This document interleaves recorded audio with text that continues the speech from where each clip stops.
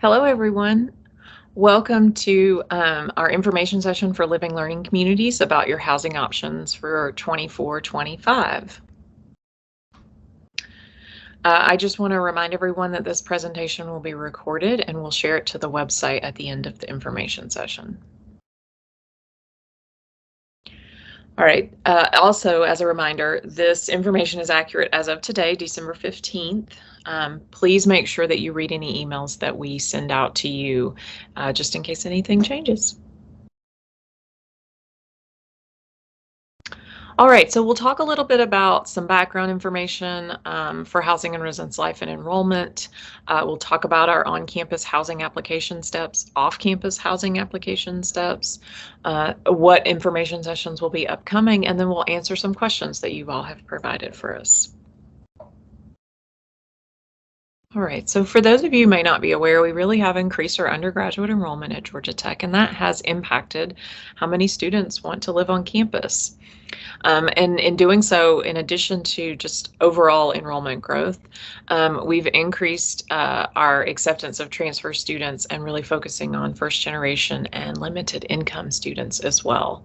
But we really, undergraduate enrollment is increasing on an average of 12% a year.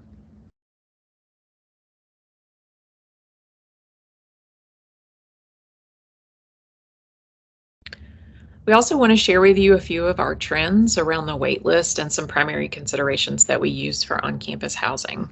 So you can see on the screen the number of students who were on the wait list and who got off the wait list for 2022 and 2023.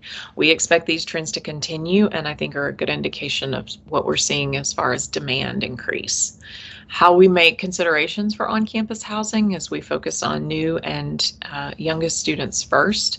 We look at limited income and then current residents. And this is all research-based, so what the research suggests is that these students benefit the most from living on campus. So as you prepare to apply for housing, for on-campus housing, the first thing you want to do is check out what the application phase is for your classification when the application will open for you and put that on your calendar. Take a look at the off-campus housing website to see what options are available there, just in case you're unable to get on-campus housing. Take a look at our website. And then consider what living learning communities are available to you as a living learning community, current living learning community student, what your options are there. And then attend an info session like you're doing today, maybe some more as new information and new situations come up. Apply for housing when your phase opens. And then once you have a completed application, if you're not on the wait list, we'll talk a little bit about what the following months will look like. And then if you are on the wait list, what that looks like as well.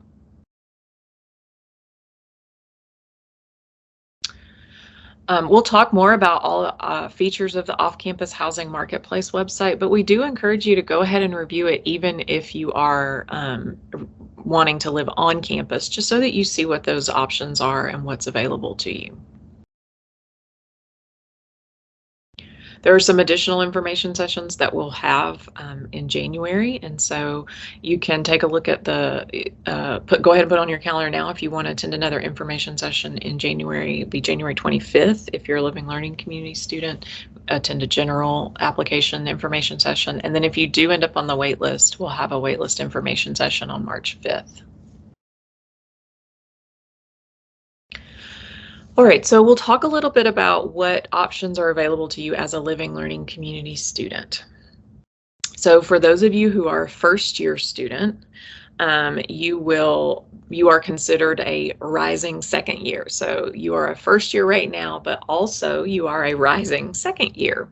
And so you have a couple of different options. You can choose to live with your living learning community as an upper class student in their upper class block, and you must fulfill the requirements for your living learning community to do that. You could choose to live with the second year experience, and that will be an option on your application, or you could choose to live elsewhere on campus. As an option for living elsewhere on campus, you can apply for WIST, Women's Science and Technology, or the International House. It is important to note that honors program rising second year students are required to live with the honors program if you're staying on campus. So for honors program, living, learning, community, rising second year students, when you apply for housing, you are applying to stay in the honors program housing, not necessarily in your current apartment, but in that housing. But all of the other living, learning, community students will have the option to either live with their living, learning, community block, to live with the second year experience, or to live elsewhere on campus. That includes Worcester IHOuse. If you are a rising third year and up living, learning, community student, meaning you or don't meet this rising second year classification, you're upper class, rising third year and up living, learning, community student, you can choose to live with your living, learning community in the upper class block, and you must fulfill their requirements to do that, and that is as space is available. And then you could choose to live elsewhere on campus. You could apply for WIST or iHouse as well, and they have their own application links to do that. And so when you apply for housing for next year, you will see these options. If you choose to live with your living, learning community, then you must, again, fulfill their requirements that they have set aside for living, learning community students. All right, so the application phases, and these apply to all students, not just living, learning, community students. So returning student housing application, academic year 24-25 and summer 24. For rising second year students, you will be able to apply for housing beginning January 30th. Only rising second years will be applying during this period of time from January 30th to February 12th. On February 13th, all of our current residents will be able to begin applying for housing. And then on February 20th, all other students can apply for housing. The application typically opens at noon, so we open about midnight. It does not open at midnight. We want to be available. We want to prepare for the opening. We want to make sure we're there to answer any questions. And we do turn the waitlist on as soon as we reach capacity. So I want to go back to current residents for just a minute. So on February 13th, if you are living in on-campus housing, you are a current resident. However, if you canceled your spring housing, but you lived with us in the fall, but you canceled in spring due to a co-op or an internship or a study abroad for the spring, you are still considered a current resident. So you signed an academic year contract, you lived on campus in the fall, and then you canceled your spring housing because you were doing an internship, co-op, or study abroad. You are still considered a current resident, and the application will be available to you on February 13th.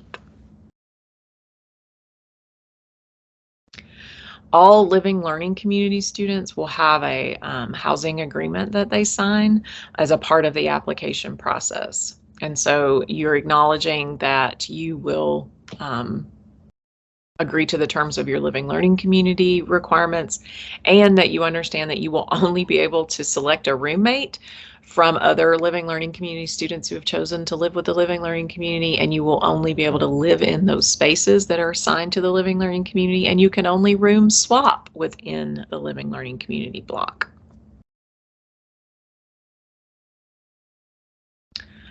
We'll go through the living, learning community housing agreements briefly. Each individual living, learning community has their individual agreements, and I encourage you to check out your the living, learning community webpage for these agreements. But Explore and Global Leadership each have agreements that students will sign, and this is what they're agreeing to if they live in the upper class living, learning community blocks. And Explore is expected to live in either 8th Street West or Nelson Shell, so we will have spaces in both of those buildings. And then North Avenue North is where our Global Leadership students are expected to live next year.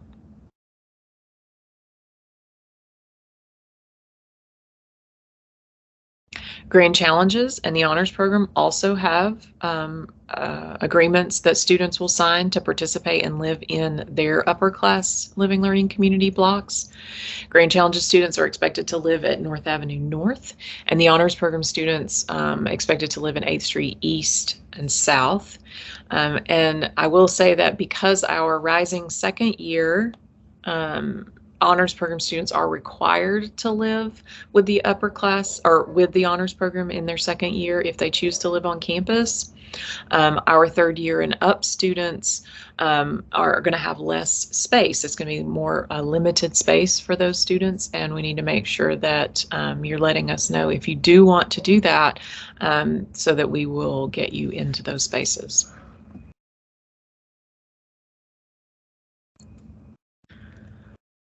Actually, Allison, can you back up one slide? I want to make a note here. So I just want to say for all of our living learning community students, it's all of you who are making these selections when you apply for housing.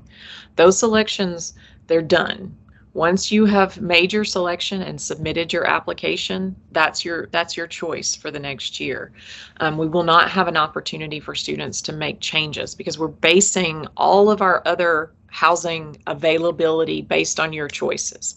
So if you say, I want to live with the Grand Challenges Living Learning Community block, then we're assuming that's how many spaces we need to hold for the Grand Challenges Living Learning Community block.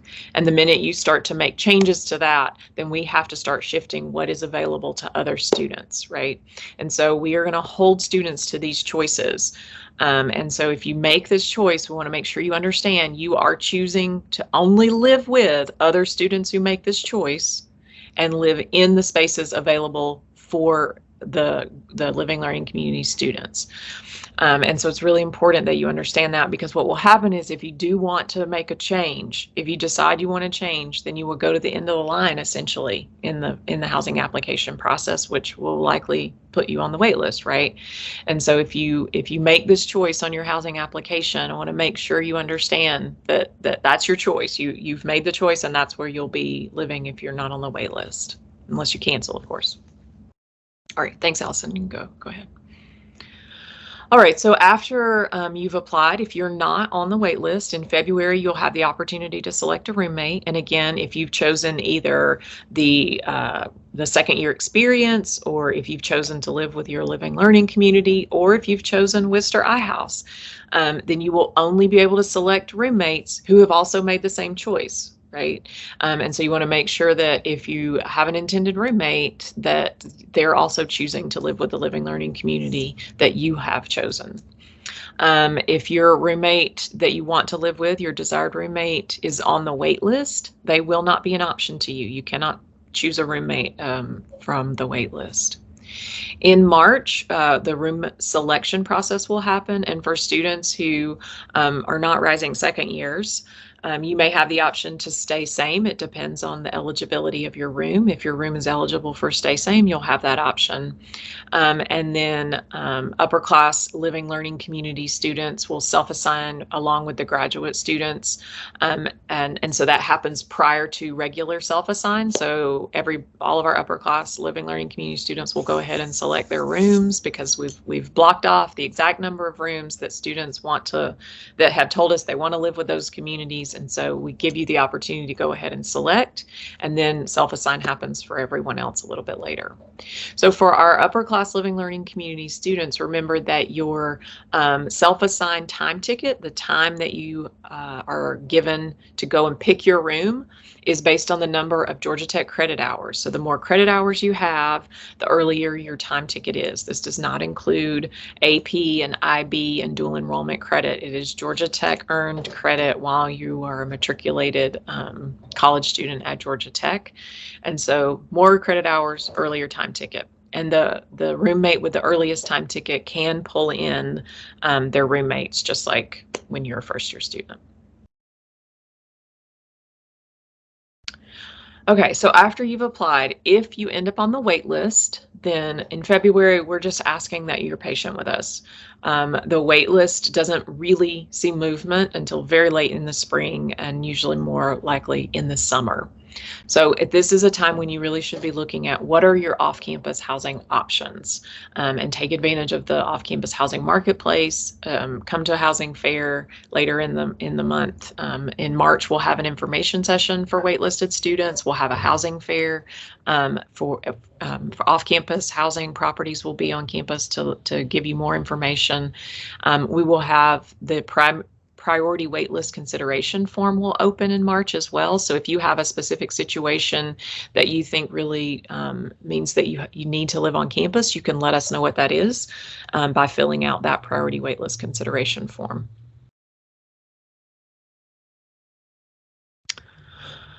All right, so we will also offer students the opportunity who are on the wait list to choose whether they only want to live with their living learning community if they come off the wait list, or if they want to take the first space available. So what this means is you're saying to us, if there's not a space in my living learning community block, I don't want to live on campus. That's what choosing the first option means. And the other, I want the first space available means I will live with my community if that's the first space that opens up, but I will literally live anywhere else on campus. I'll take the first space that becomes available.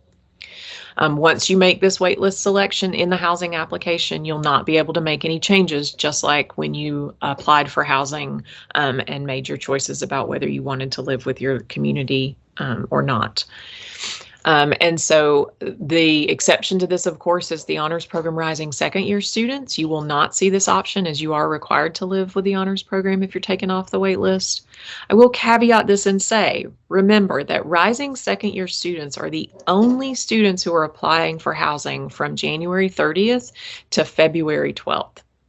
So if you apply for housing during that 2-week period or 10-day period, then you really should not be on the wait list, right? Because unless, for some reason there's a catastrophic loss of housing on campus, students who apply during that application window for Rising second year students, you shouldn't be on the wait list. So that means that you really do need to mark your calendar and make sure you're applying during that period of time. But if for some reason you wait and you don't apply until after February 13th and you end up on the wait list, you won't see these options as a Rising second year honors program students, because if you come off the wait list, then you will, of course, be placed. You will only come off the wait list if there's space that opens up in the honors program housing. And then students who choose to take the first space available. So if you say you choose the second option, I want the first space available. If I am taken off the wait list, then you will see both positions on the wait list. You will see your position on the Living Learning Community block wait list, as well as the general housing wait list when you go to your account in my housing.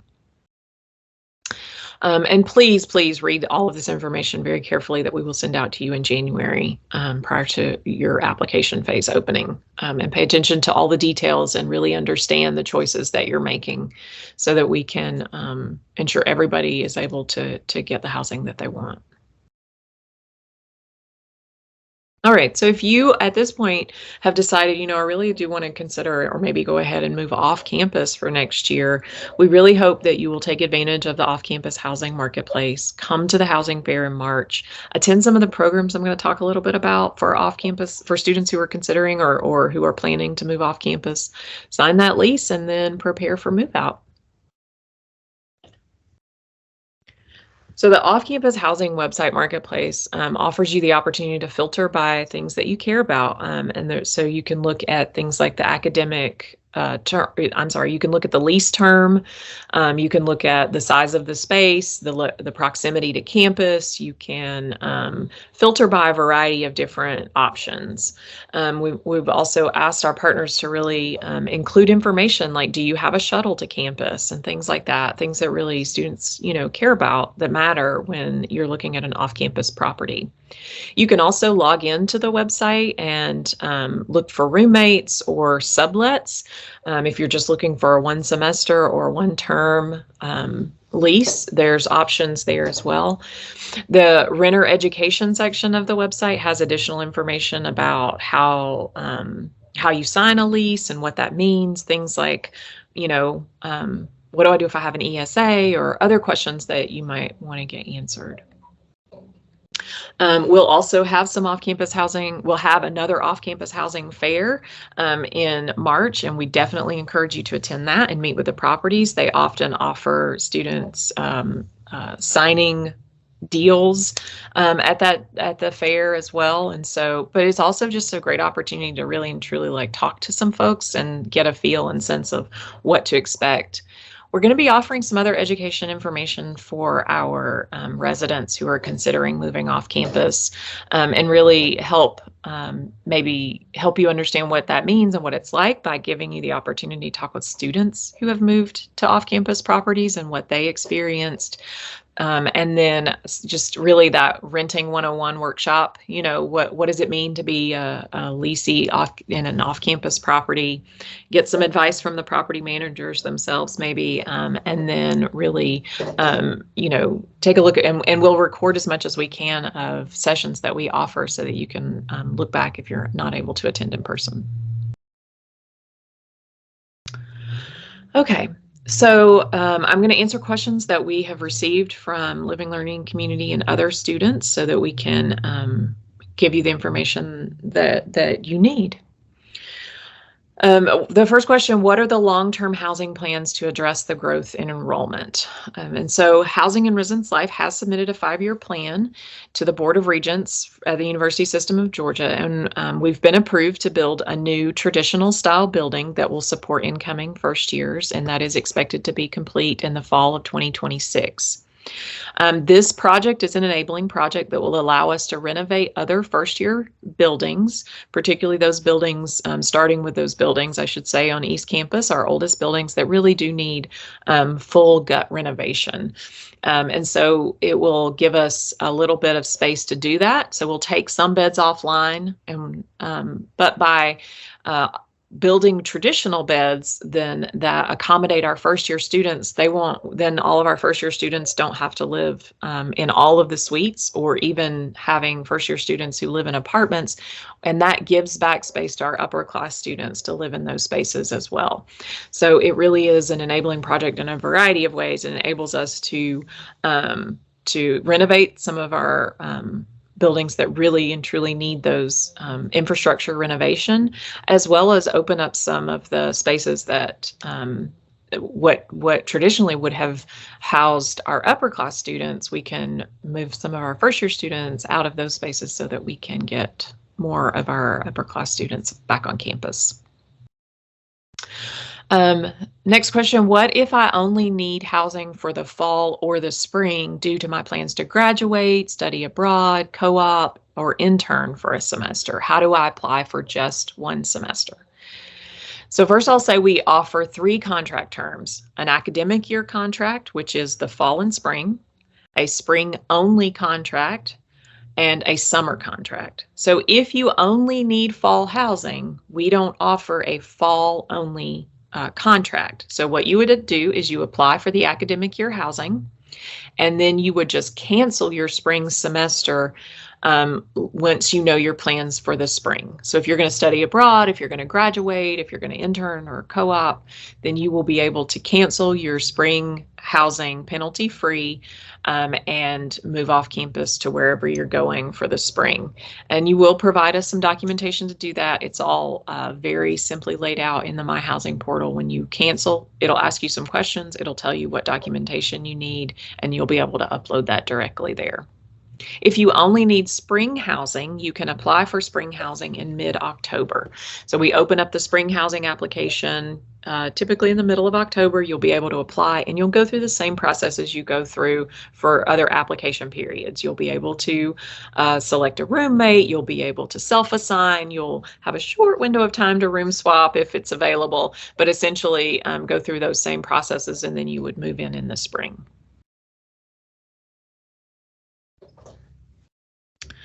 All right, will first-year students live in apartments? Yes, we do have some first-year students who live in apartments, specifically right now the honors program, and next year we will also have Explore, so it's mostly Living Learning Community students who live in apartments right now, but we do have first-year students in apartments. Next question, how do credit hours impact when I can select my room assignment? So how do my credit hours impact when I select my room assignment?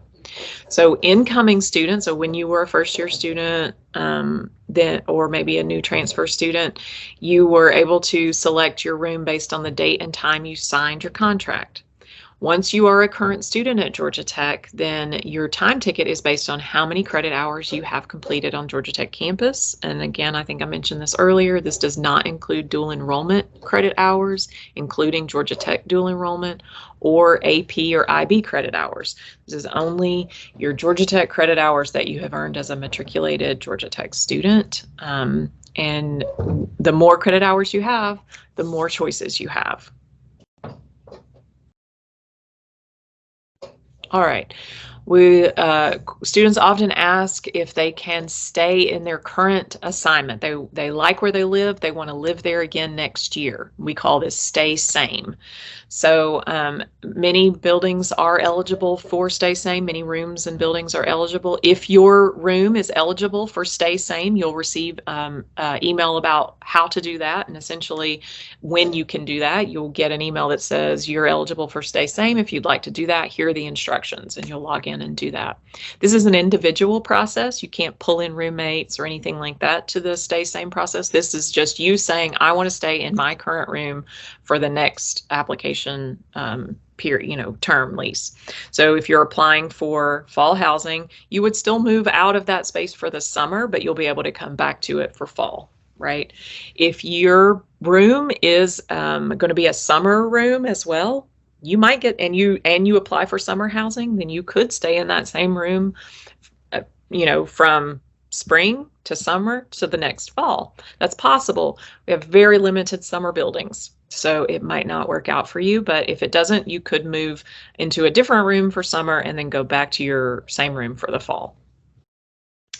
But just remember, again, you are required to move out of your space at the end of your academic year contract at the end of May, or in May at the end of your academic year contract. And so you would just move back into it the next academic year.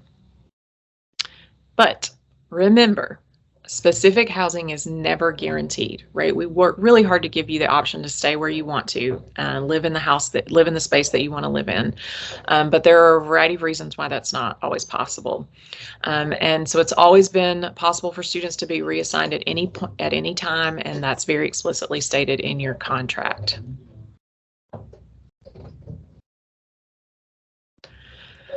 Can you switch living learning communities?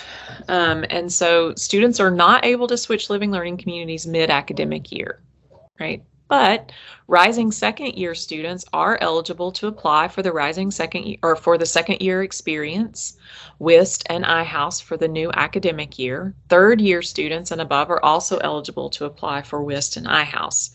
And the exception, of course, is the honors program students who are not eligible for the second year experience. So again, you can't change in the middle of your first year, but you can, or even after that, in the middle of any academic year.